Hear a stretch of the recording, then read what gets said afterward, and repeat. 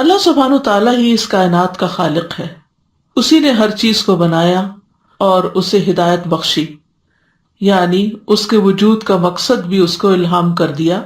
کہ وہ چیز کس مقصد کے لیے بنائی جا رہی ہے اور اس کو کیا کرنا ہے۔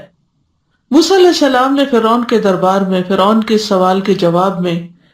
رب کا تعارف کرواتے ہوئے کہا، جب اس نے کہا کہ فمن ربکما یا موسیٰ، تم دونوں کا رب کون ہے اے موسیٰ؟ قال ربنا الذی اعطى كل شیء خلقہ ثم ہدی، کہا ہمارا رب وہ ہے جس نے ہر چیز کو پیدا کیا پھر اس کو راہ دکھائی، یعنی ہر چیز کی ساخت بنائی اور پھر اس کو راہ بتائی۔ تو جس رب نے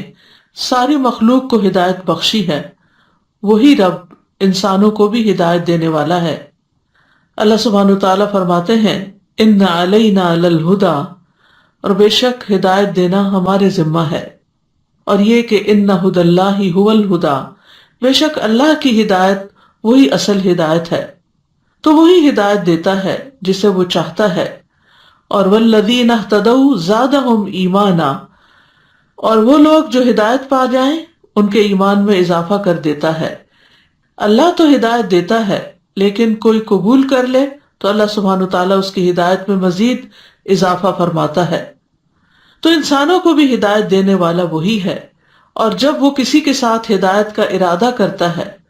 تو اس کا سینہ اسلام کے لیے کھول دیتا ہے، وہ شخص خیر سے محبت کرتا ہے، قبول حق اس کے لیے آسان ہو جاتا ہے، وہ اس پر خوش ہوتا ہے، اس پر مطمئن ہوتا ہے۔ وہ ہدایت قبول کرنے کے لیے کوئی شرائط نہیں رکھتا، وہ ہدایت کی تلاش میں ہوتا ہے، تو جب ہدایت سامنے آ جاتی ہے تو اس کو قبول کر لیتا ہے، اور جس کو وہ بھٹکا دے اس کا سینہ تنگ اور گھٹا ہوا ہو جاتا ہے۔ لیکن اللہ سبحانہ تعالیٰ زبردستی کسی کو نہیں بھٹکاتا۔ جو شخص ہدایت حاصل نہ کرنا چاہے، بظاہر جسمانی طور پر وہ صحت مند ہو لیکن پھر بھی اس کا دل تنگ ہو، ہدایت کی باتیں اسے مشکل معلوم ہوتی ہوں، تو ایسے شخص کو پھر اللہ ہدایت نہیں دیتا۔ یعنی جو شخص ایمان، علم اور یقین سے انتہائی گھٹن محسوس کرتا ہے